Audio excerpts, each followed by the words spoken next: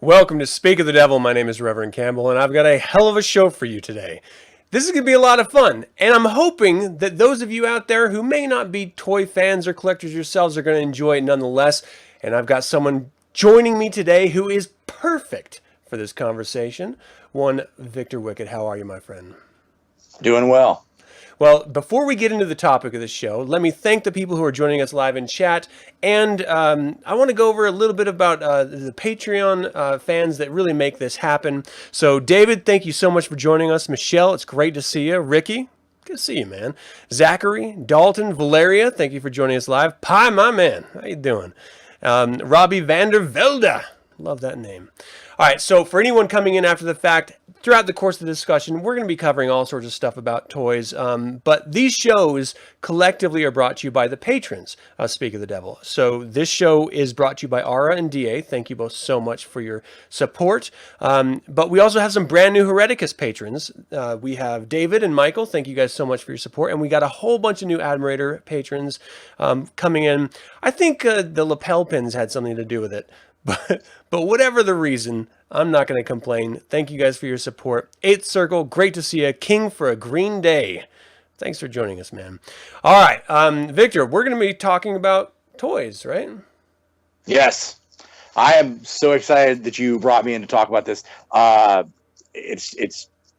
Anyways, it's such a privilege. I'm just going to bust right in. Okay. So there's a lot of basic stuff we could talk about, but I don't want to waste your time with the basic stuff. So I'd like to talk about 3 certain groups that just about all of you would use in a given time.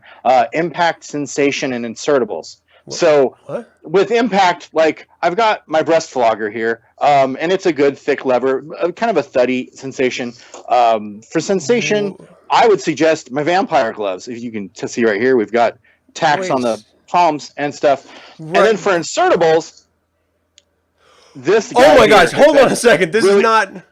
What are you talking about? I don't... All right, so no, I get it's a little intimidating, it's a little large, but that's why you bring in the lube. See? Oh my gosh, okay, no, stop. Wrong kind of toy. Totally wrong toy. What, wrong kind of... No, like the ones behind you is what I'm talking about. Oh, you're kidding me. Oh my gosh, no, can you please take that off the screen? That's huge. Okay, well, yeah. Oh, I'm sorry, everyone. That was really gross.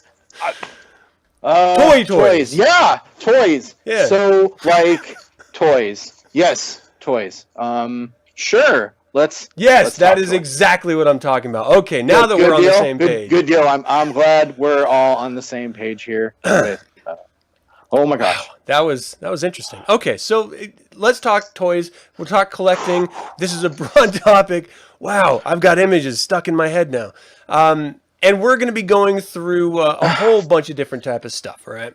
So we're going to start. Let's do that. Let's do a little bit of background because, again, toys is such a large topic. I want to kind of go through Time's 13 most influential toys as a starting ground, and then we're going to go into a little bit of our own collections, and then what's satanic about toys, how can they be used in ritual, what's significant about them as adults rather than child playthings.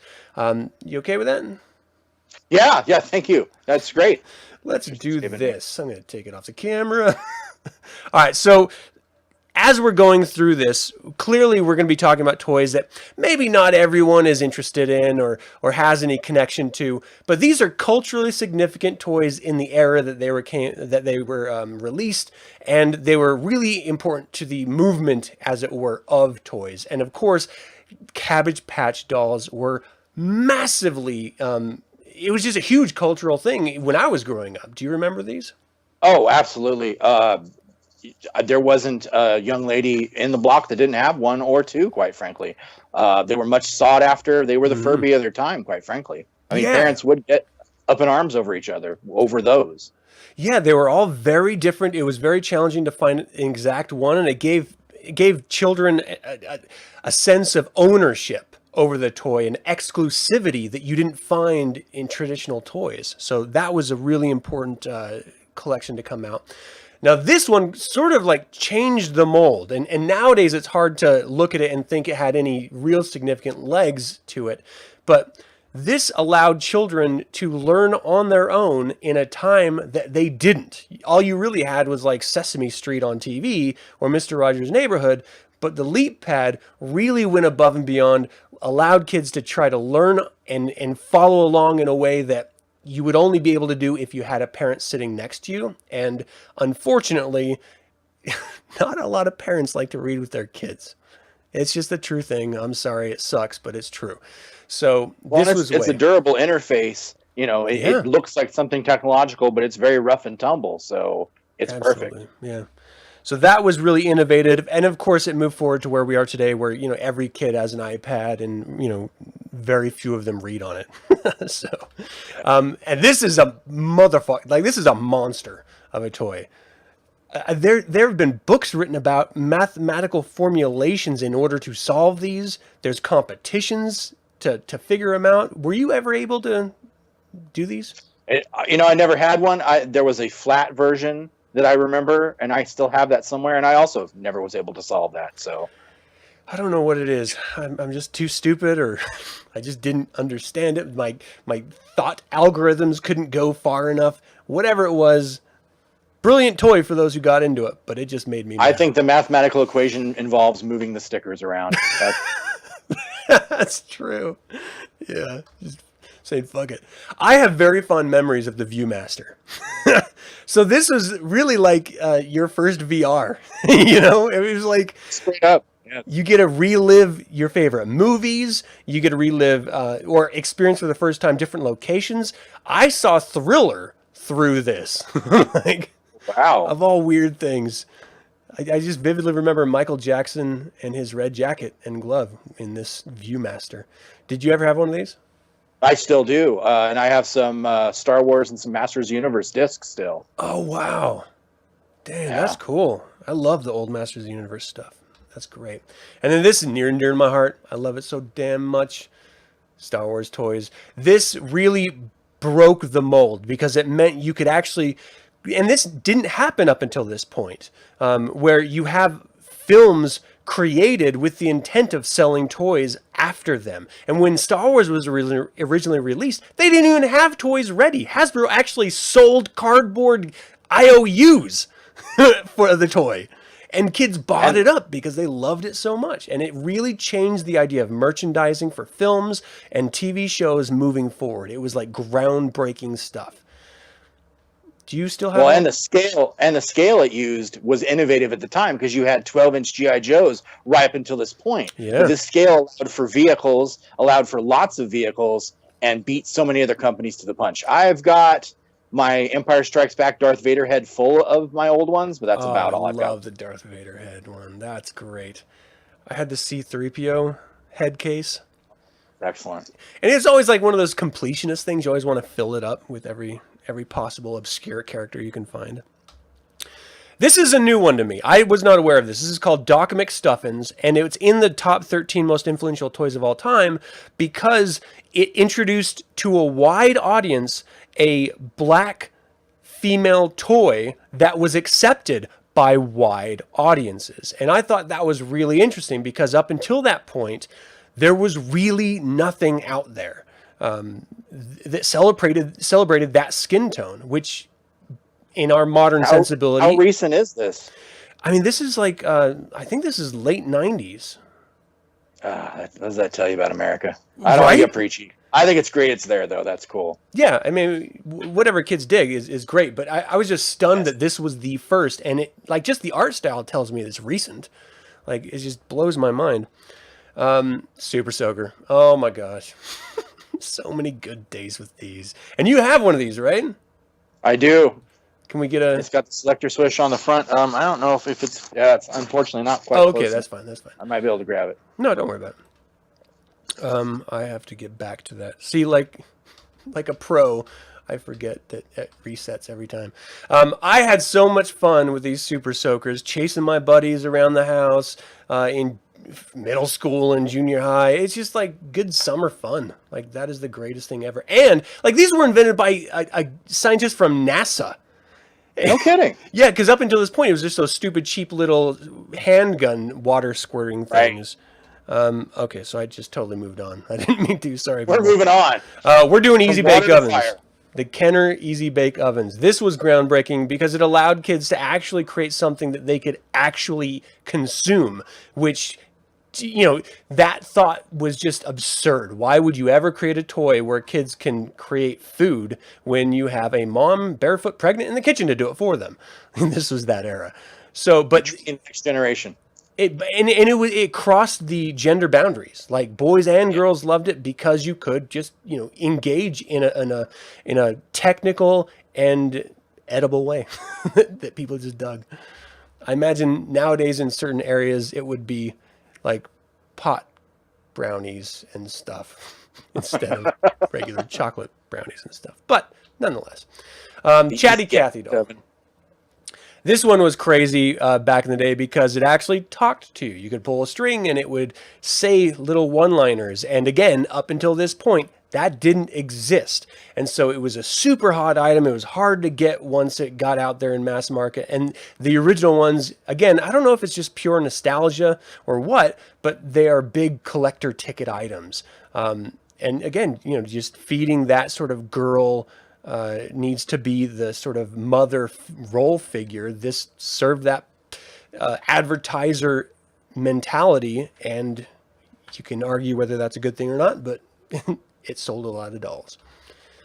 This is my son's game right here, the Nerf stuff. So up until the bow and arrow system, not this particular one, but just bow and arrow in general, Nerf only did like sport balls, whether it's a soccer ball or a football or whatever, you know, the soft little pliable versions of them. This was the first actual weapon they created, not this specific one again, but bow and arrows were the first weapon they created. And it then went to like guns, little darts and stuff. There's tournaments out there for Nerf. Like they have Gatling guns. My son has a Gatling gun. Yeah, my friend's got one. It's just crazy. And it just went off the rails. So groundbreaking for weaponizing youth.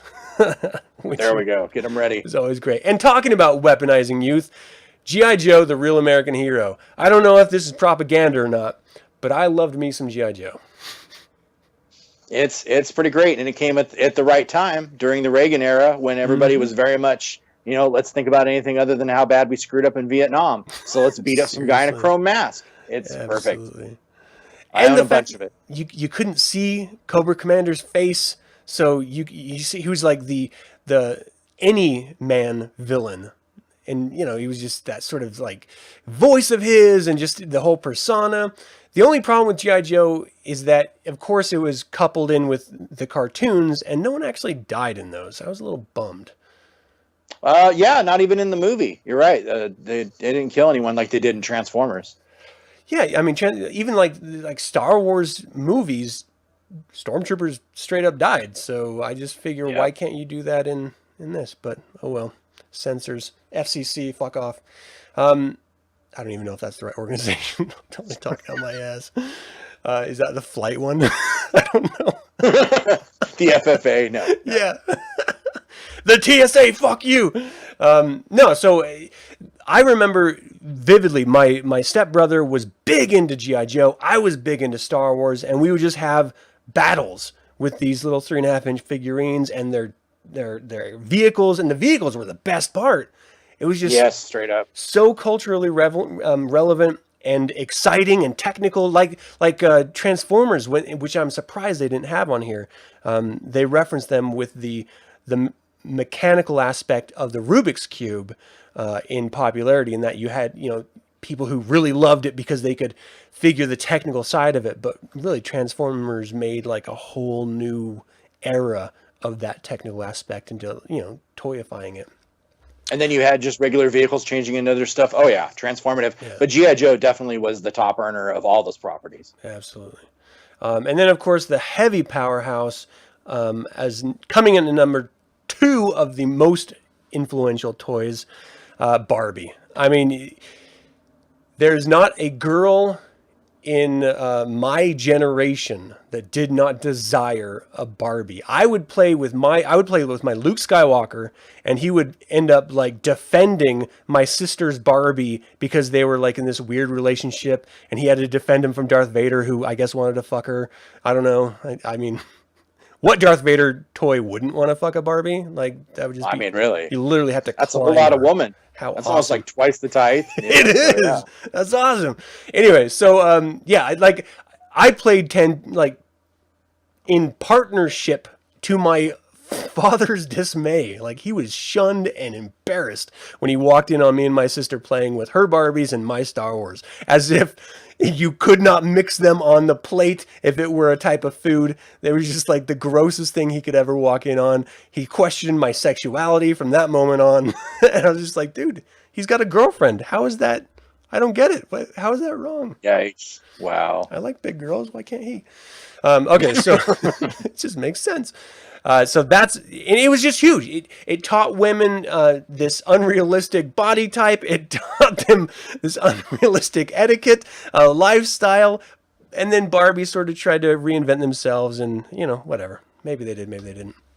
The number one toy of all time, more popular than anything else ever on the market to today, is Legos. They span every genre, every brand, every IP.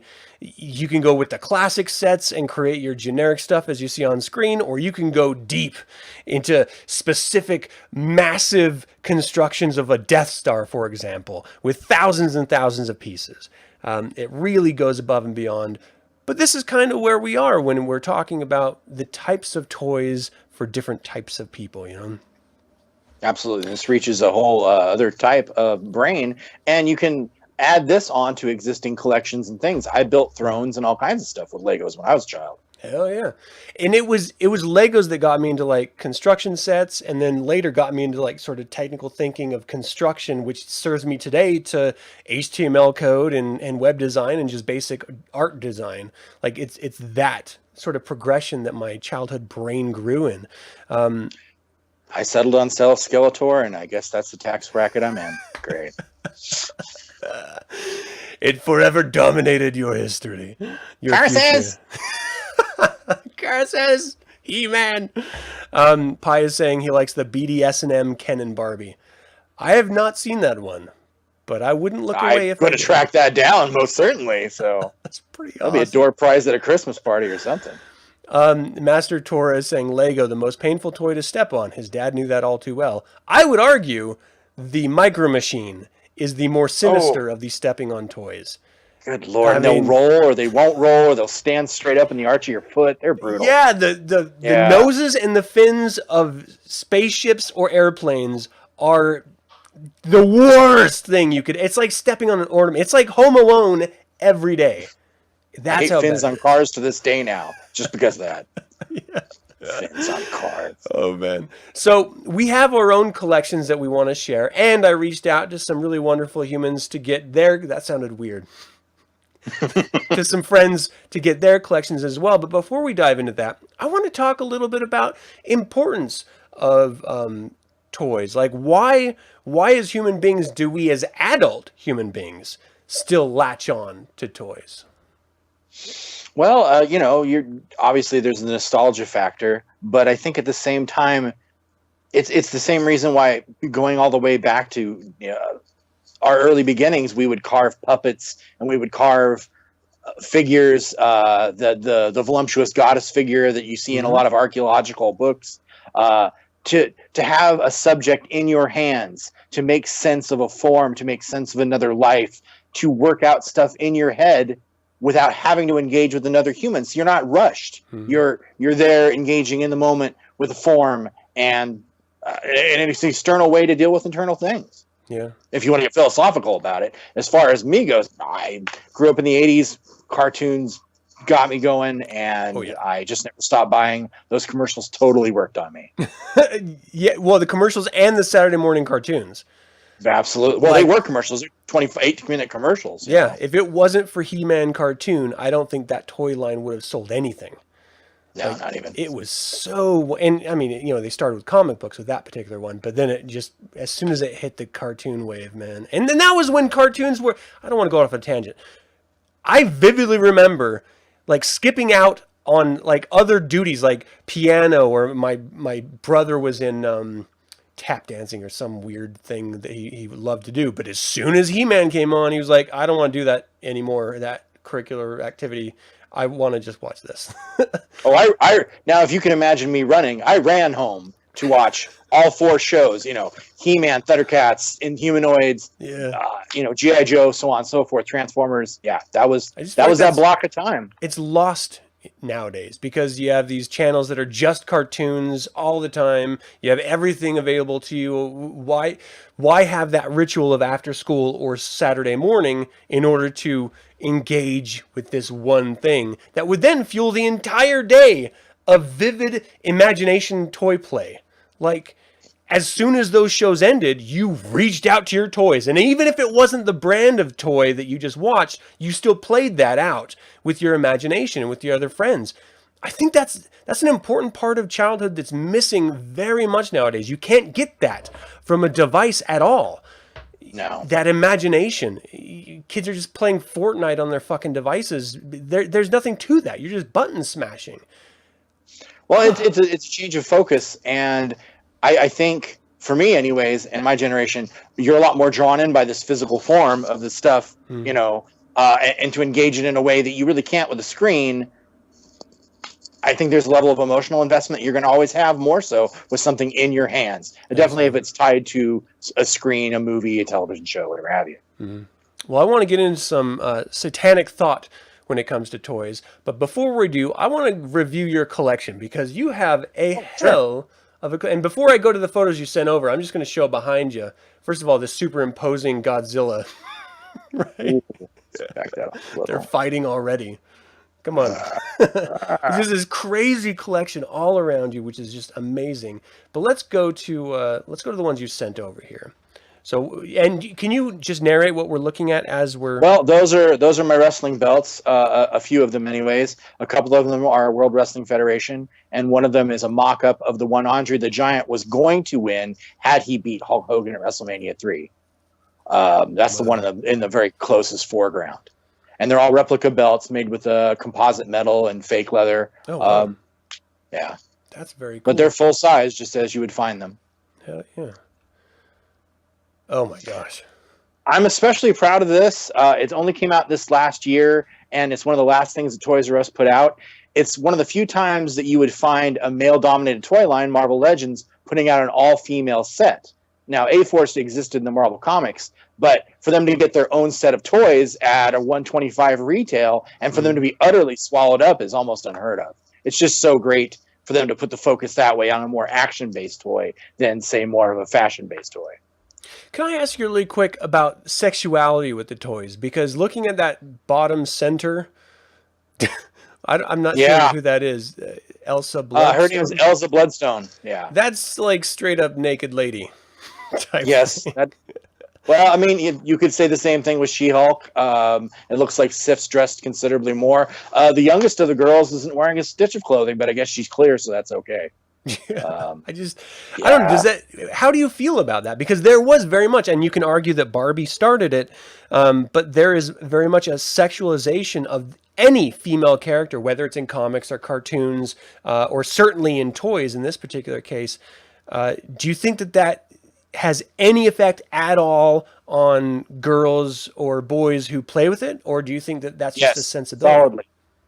No, I it starts as marketing. It starts as reaching out to your core lizard brain of what attracts you, and men like orb shapes on women or whatever have you. Mm-hmm. And so, no, I think it starts as solid marketing and it reaches out to people. Fashion choices I would see in 80s horror films and in cartoons I see nowadays really do it for me. Mm-hmm. As far as toys, though, I don't necessarily see them as necessarily erotic, but I'm sure, as kids are sorting that stuff out for themselves as they mature, that factor's there. Yeah.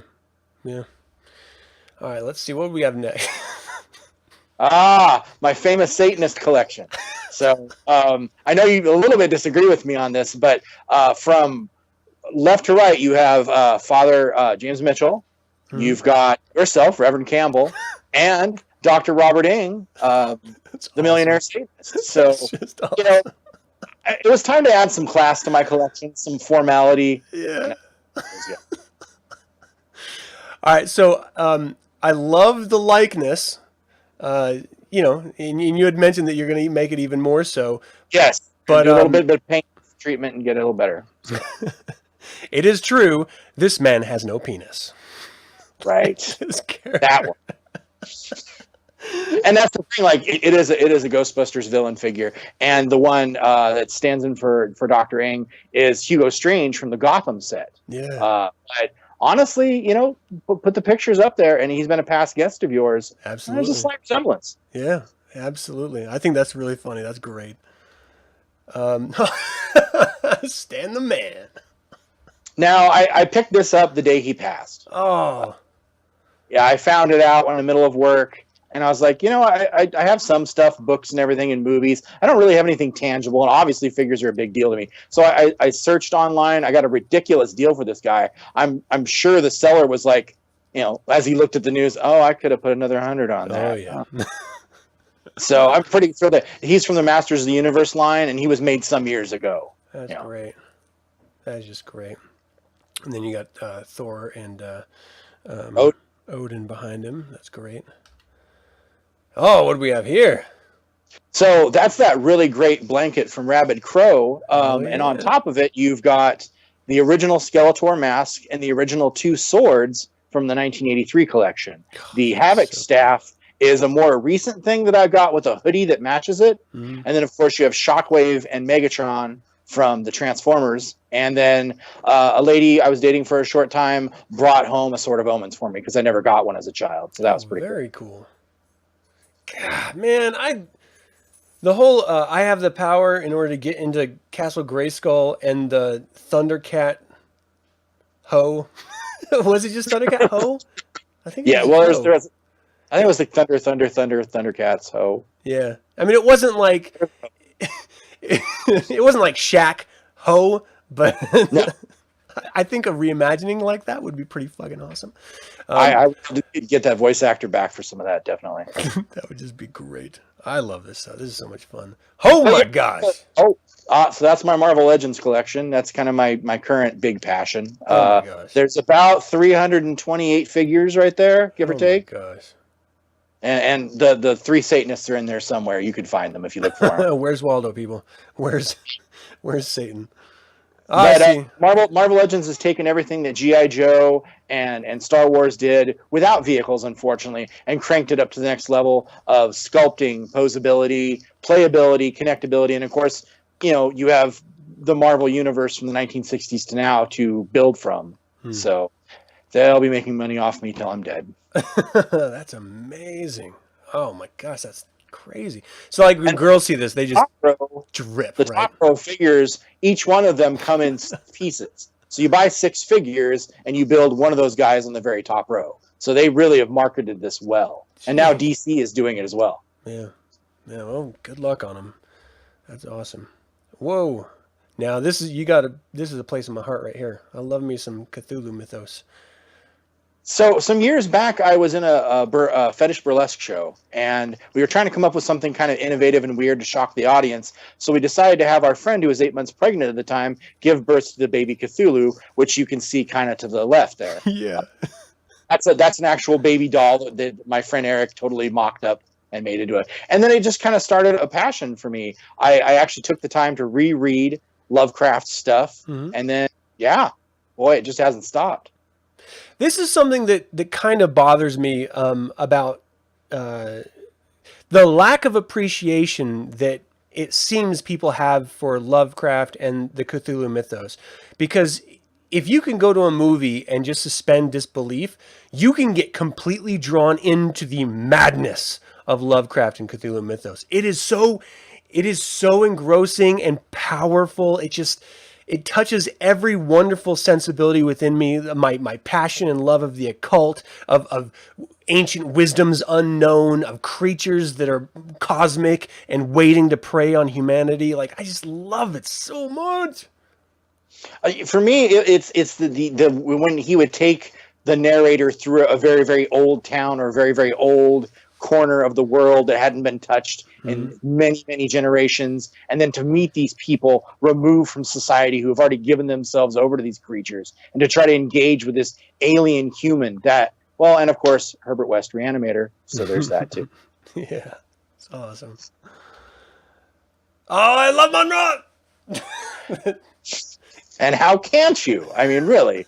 So here we have the classic Snake Mountain, and I took 3 of the most iconic 80s villains, their original figures, and put them next to their modern, and all these figures are easily from the last 5 years, maybe 10 years. They're modern adaptations. So obviously better sculpting, better posability. Unfortunately, no light up eyes for Mumra. As you can see, Darth Vader's so much better than he was. Yeah. Yeah, I've got a Black Series on my shelf that I refuse to take out of the package. It's just beautiful. Oh, I had to get the helmet off, and really getting the helmet off that guy is pretty great. I mean, they spent the time to. It's just like seeing it for the first time in Return of the Jedi. Really? That's awesome. Pretty great. Oh shit! I might have to buy another one just so I can do that. Oh, Rancor. Oh, my heart. Yeah, that's that Black Series Rancor, and I got a heck of a deal on him. I didn't get the whole set. There's a giant box set with Jabba and all the trimmings. But these are some of my larger figures. In the middle ground, you can see the Inhumanoids, which that toy line just absolutely did it for me and does it for me to this day. That's cool. You have the most modern Godzilla from the legendary films, Galactus, King Kong, Scorponok from the Transformers, Kang, his robot body, and of course my non-glowing Cthulhu. And I decided that, who'd be crazy enough to go up against him but Wolverine, so he's in the very foreground. That's right, bub. Back the hell up. Oh, that's great. So much fun. And then we're back at the beginning. Okay, so I want to get into mine. I do not have as impressive a collection as you. And actually, this set, Cameron John has and is giving it a wonderful place in his home. But I always loved Clive Barker to the point that anything that he put out, I wanted to try to collect, whether it was a book or a movie or anything. Like I have his old student film, Salome. That's how much I loved him.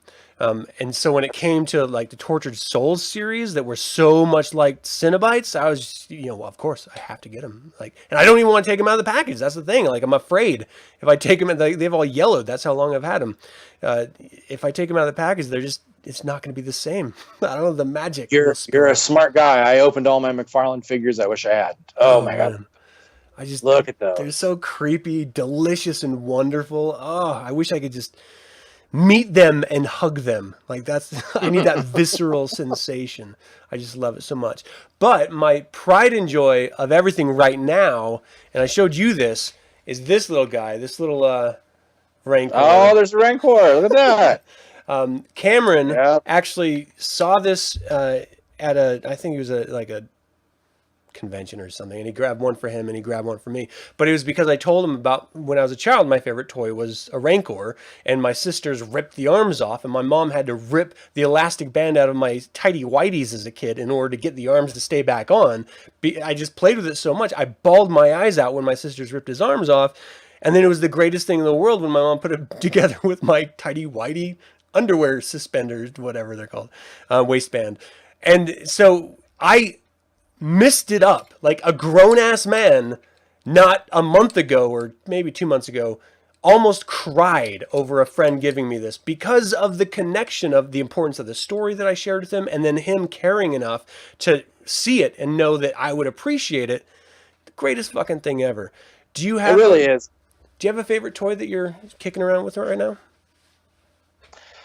I don't know about favorite, but along the lines of what you got to experience, I got something similar. Another lady I dated for a short time, she got me the leather ET that I never had as a child, that for some reason I utterly fixated on. Yeah. And anybody who owns leather ET realizes its skin's all fallen off and, it's a mess. But nonetheless, to have one, and I do have one right now, next to my Gremlins, which is the greatest Christmas film ever. Just thought I'd throw that out there. But yeah, that ET, where it came from, why it came from, the fact it was left on my couch and I came home and they were just staring at me, and yeah, same reaction, absolutely. That's awesome. It's crazy, right? That emotional connection we put into this stuff. And, for us, as we're speaking right now, it's toys, and it can be extrapolated to anything. But for other people, it's any collection, something that drives them to, whether it's clocks on a wall or little elephant figurines or whatever it is that you collect, you put emotional baggage into, and when you can get that long sought after piece, or you reconnect with an old piece, it really does bring you back around. So I want to show some of administration's collections, and that's going to be our segue into a more satanic side of this conversation. But I had to include these, and I'm so incredibly glad that they indulged me. They're such wonderful human beings. This is Magus Peter H. Gilmore's Godzilla collection. And oh, look at that. Oh my gosh. He's been collecting this stuff since he was a kid. Of course, this isn't everything he's collected since he was a kid, but I mean, it just goes to show this passion he has for this is really staggering. And then we have Magister and Dramia's Tiki collection, which is just beautiful in its own right.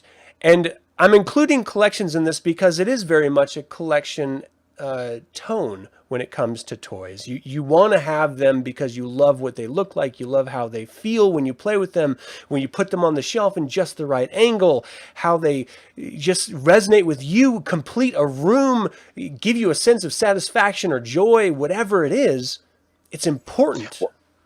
Well, and forgive me for using the word fetish again. I'll never make that mistake again. But it's a shamanistic fetish. It is. It's going into your medicine bag, pulling it out, and employing this item for this thing. And you do it enough times, it's almost like a haunted house in your neighborhood. It always has that feeling. It always has that wells up in you, and only this item can do that for you. Oh, I just love it so much. All right, so we've revealed our private collections. We've talked about the history of important sort of historic toys to date. Let's get into a little bit of Satanism, because I think this is very interesting and is very apropos. You had already spoken a little bit to the visceral, even emotional connection that we can have. But how could collecting toys or appreciating toys have anything to do with Satanism? Well, I don't want to instantly go to the artificial human companion thing, but I think I'll start with the more visceral force within us is control, is taking our environment and making it our own. With, enough of these little figures, you build a little world as a child, and you can sort out any number of things within yourself, within these things. It's a mini ritual almost to a degree. And I don't mean to trivialize ritual, but there's small and there's lesser and greater, of course. Well, this might be that little thing that starts you down the road of the lesser magic of understanding, why does this figure look this way? And what does that do for you? How would these two interact? You watch the TV show and you come back to this now and deal with it. And you sort out those little psychological bits with yourself, away from the prying eyes of other humans, away from the shame of others. You fully invest in the moment. Yeah. And then you walk away possibly with more internal knowledge because it's easier to work it out with external things. I think that's great. It's a very complicated satanic framework, honestly. Yeah, well, it touches so many different things. There was immediately when you and I started brainstorming this topic, 2 essays that Magus Gilmore had written in his collection, that are in his collection, the Satanic Scriptures, that just immediately stuck out in my head. There is, of course, Time Travel Cheap and Easy, and there is Idle Pleasures. So these are 2 great essays that speak exactly to what you just stated. But I don't want to let go of the artificial human companion aspects so easily, because it is incredibly important for some of us who do need that extra connection, whether it's an emotional release, whether it's a feeling of completion of self or loss or connection, whatever the reason. Some of us really do genuinely appreciate the idea of artificial human companions. I actually have one right here of a sort of infant in a formaldehyde jar that I commissioned from Marilyn Mansfield, which my wife and I decided to have our first pregnancy ended, and that has always bothered us. This was years and years ago. It has always been a source of sorrow and regret and sort of what if. And so that commission of this piece of art was a way of fulfilling, of me reconnecting with what could have been. And literally, it's a toy, but it's a piece of art. It's the child that I never had, that I knew we once could have had. It's everything that I want to put into it. It's an empty vessel that I'm going to fill with whatever need, and it will see it through. And to your point of control, whether it's toys or AHC, you have abject control. And maybe the only place in your life that you may have that type of control, certainly if you're a child, is playing with your toys. That's where you have total control of anything, and you make the rules. That's really important.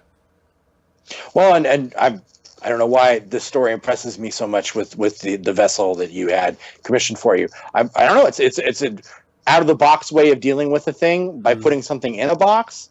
It's smart. It's because how do you deal with those things? You guys had to make a serious choice, and it was probably the best choice. And you're probably in a really good spot, but that doesn't remove any of the emotions. That doesn't remove the what ifs, as you say it. So how would you deal with those? You can't read a book and deal with that. You can't talk to another human and then it's just dispelled. You need to visit it when you need to visit it. And so there it is on your shelf waiting for you when you can't let that out of your mind. Yeah. But you can go there. Yeah, and absolutely. That time capsule, spend that time. Well, this is the other part of it that you had mentioned, that you collect enough around you and you sort of have created your own total environment. That's exactly what the Maestro is speaking to in Time Travel, Cheap and Easy essay that he wrote, is that you, and I want to make sure I get his framing because I think it's so wonderful. He creates this idea of a principle of resonance, and that is everything in life, that a chord that you strike on a piano or on a guitar, for example, it will resonate. If you get enough chords together, it creates a louder and larger resonance, and you are more enveloped within it. It's the difference between listening to a ham radio song and being in front of a live orchestra. It is enveloping you in that. Well, if you can do that with music, why not do that with time-space itself? Collect around yourself these artifacts from a time that you want to return to. And in toys, let's just say that's your youth. You wrap yourself around each single one of those objects becomes a time travel talisman that resonates on its own frequency in your own memory. Together, they create this consonant resonance, this symphony of sympathetic vibrations, these are his words, whose structure serves as your vehicle of excursion into time-space itself and allows you to revisit those moments of your youth and be in that moment, literally in your mind, time traveling. It's a big deal to me that the person who is rightfully placed at the head of our religion understands toys in that way, understands their value. To me personally, that's a big deal. And it's so perfectly laid out. I've lived in various homes over the years. Hopefully this one I'm in now is my home for the long haul. Yeah. But each time I have not had all this about me, it's a different feeling. I don't get that slowly walking into a comfortably temperatured pool as I do nowadays with how I have this place decorated. That I need. All of us as Satanists operate, I feel like, on this hyper-adult level because once you've read the Satanic Bible, once you've seen how humans really are to one another, you can't really look away from that knowledge anymore. So in a way, you're kind of always on. You're always hyper-focused. You're defensive to a degree. So yes, creating those spaces where you can meld back into that time of innocence, suspend disbelief, know that it's limited, don't lose yourself to it. Yeah. And know that that luxury is waiting for you at home. It's invaluable to me, most certainly. Absolutely. He also had another really wonderful essay I mentioned earlier, Idle Pleasures. And it really speaks to how back in his day, they didn't have the toy boom that they had in our generation. And so they had to resort to, if not drawing out their monsters to play with, then crafting them out of whole cloth themselves. And he was talking about how he would create the little monsters of the first Godzilla he ever had as a toy was one he created, or painting Frankenstein's monster and it coming alive with every layer that he added in order to create the monster's skin texture and tone. And these were moments that were very much ritual to him, in able as a means of reconnecting with his youth, his imagination of whatever it was he just experienced, and whether that time travel is 20 minutes ago to a movie you just watched, or 20 years ago to a moment as a young man or woman, or a young girl or boy, that you had experienced. It is as powerful and as transformative in that moment for you. Without question. And that's what I think is, it's these, he called them in this essay, power sources for conjuring.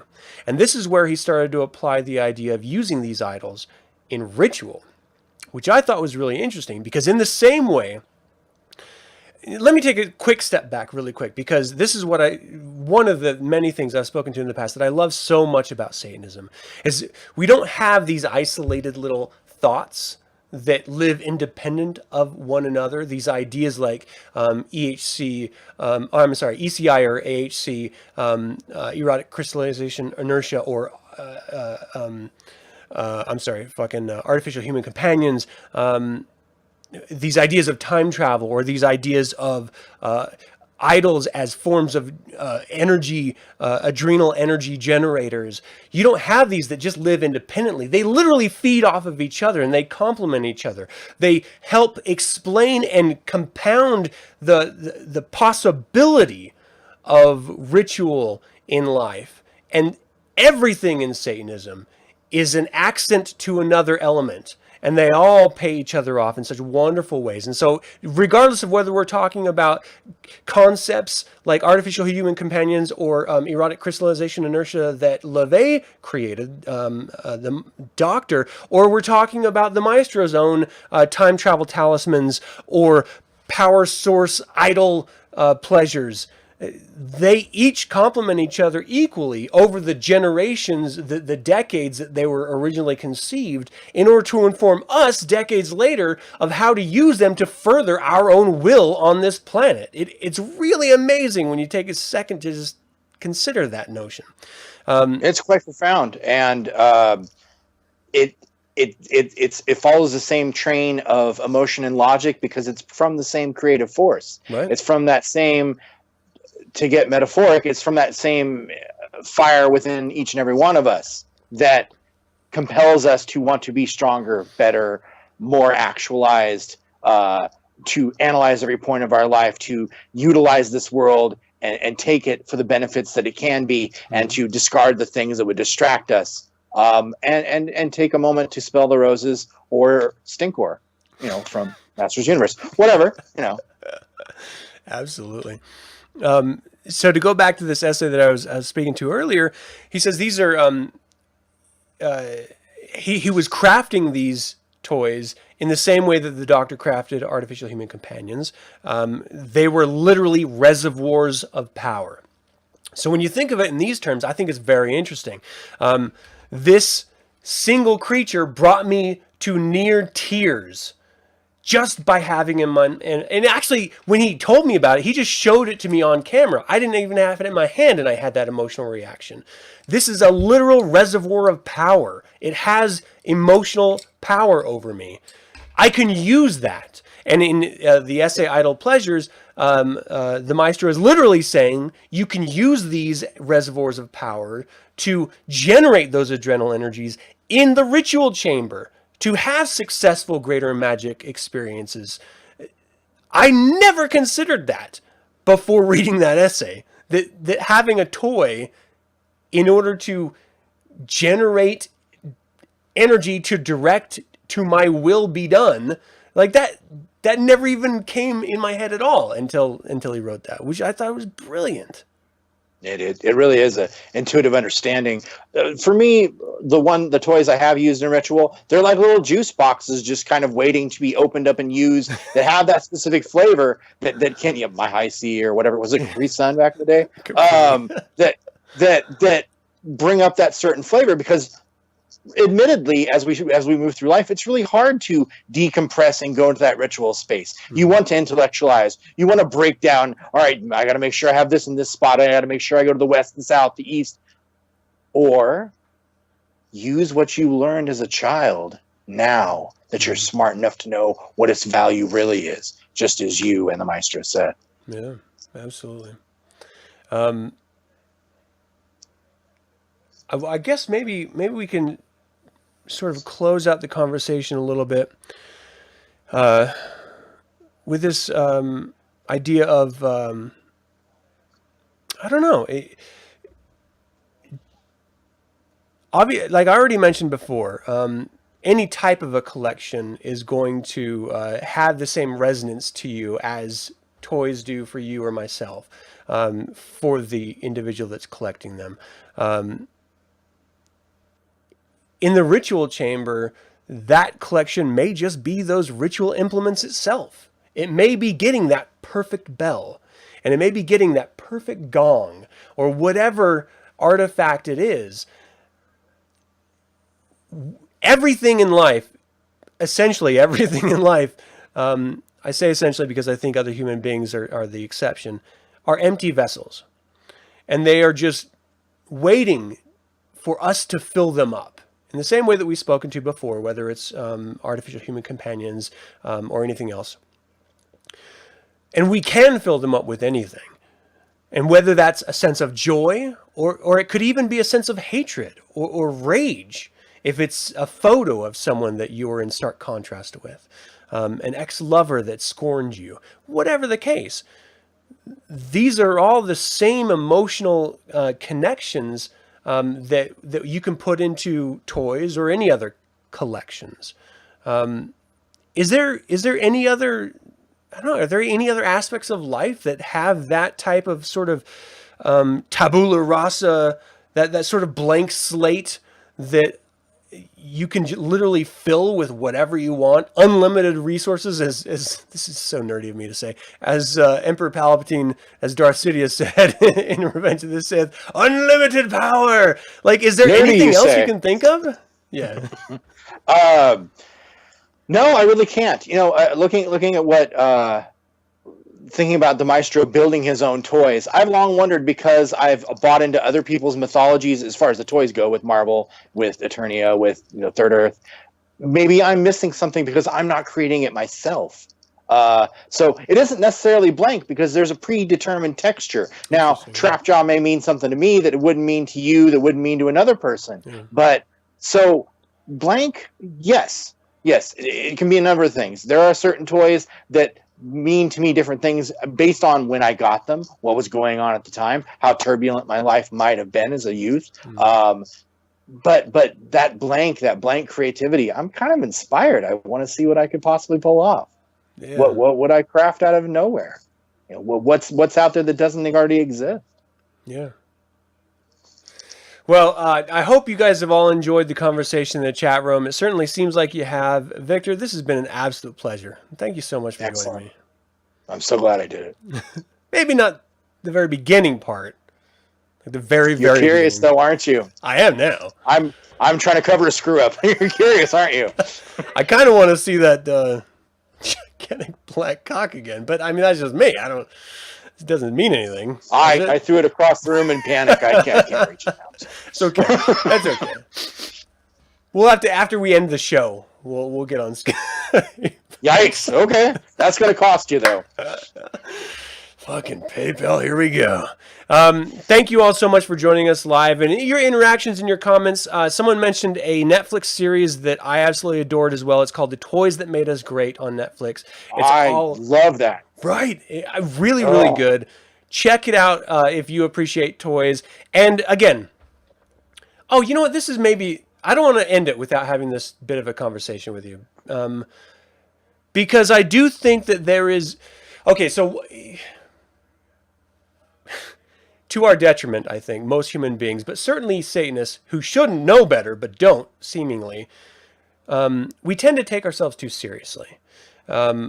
the idea of enjoying something that may be culturally seen as juvenile, or your age is supposed to have outgrown, which is, again, absurd because we as Satanists don't follow cultural norms. We are abnormal. We are abnormal. I'm going to need a sedative in a second. So, like, clearly this shouldn't be the case, but we do run into Satanists that have genuine problems with the idea of connecting with toys or connecting with things that are seen as juvenile, like cartoons or something. Is this something that we just maybe take ourselves too seriously, or is it just genuinely, some people just don't dig it the way we do? Well, I hate to quote, stuff rather than just say it myself, but, like water, we all find our own level. There are some people that rigid uncomfortability is what they have, and that's what they bring to an exchange, versus somebody who, like myself, if you come into my home, this is what you're going to see. That's about it. Now, had you never came into my home and we didn't have a conversation like this, you would not know that about me, because I'm pretty straight-laced outside the house, because I know that there's an intrinsic value to keeping this to myself, not only because it's more rare, but as Satanists, we still have to live in this big world full of non-Satanists, and they don't see things the same way, and they don't feel things the same way, or they don't even feel. They just consume. Yeah. Says the guy who buys hundreds of toys. Consume. You are consumption personified. No, there's a shame factor, and I have gotten that shame from other Satanists. Okay, that's your trip. Great. We'll talk about politics or art or whatever, or correcting people's spelling, whatever you need to do. Yeah. But I guess this is mine, and I'll find other Satanists that are into it. And it looks like I have. Yeah. Yeah. Well, and this is what I think is so wonderful about it, is that, the doctor said any magician that is going to be of any, reframing this, any magician worth the salt is going to be able to laugh at themselves. That's incredibly important. Not taking yourself, and not that literal phrasing is just sort of the icing, because you go underneath that icing, you have this sort of cake full of, well, does that literally mean laughing, or does that mean taking themselves too seriously, or does that mean enjoying the more infantile sides of life? Like, he loved practical jokes. He would put whoopee cushions on people's seats and laugh when they made little fart sounds as they sat down. Does that sound like a supreme, powerful Satanist? Kind of does to me. But to a lot of Satanists, it doesn't. It was incongruent with me when I was 16, 17-year-old reading and figuring this out, first seeing death scenes or first seeing, Speak of the Devil. It was like, there's this mysterious raspy guy and he has all this knowledge and I'm just so impressed by him. But then he's like, the Johnson Smith catalog. And I'm like, what the? I don't even, what? But it makes so much more sense now over the breadth of time. Yeah. Yeah. So everyone, please, if you're not into toys or collections right now, I'm not saying do it, but explore it. See what Godzilla can do for you. And there may be a cathartic experience that you have. And that can be much, well, I don't think it's better than, but it can be almost as good as a really great orgasm, if you're doing it right anyway. So for a couple grand, you can get those kind of action figures, and there you go. For a couple grand, you can do them both together at the same time. Or a really willing partner. Yes. Speaking of that, I'm going to have to get Luke Skywalker some spelunking in the vagine or something. See what happens. Out comes the lightsaber. Like, what the fuck is that? All right, people, thank you so much for joining live. If you want to support the show, of course, you can subscribe to the YouTube channel. Sign up to the email list to find out what we're going to be speaking about next and who we're going to be speaking with. Become a patron if you're so inclined. And if not, I don't give a fuck. I'm still going to produce this stuff. I still love doing it. And I love that you love hearing it. So, Victor, again, absolute pleasure. I think you're a fantastic human being. Thank you so much for joining me on this. Until we can speak of the devil again, my friend. Hail Satan. Hail Satan.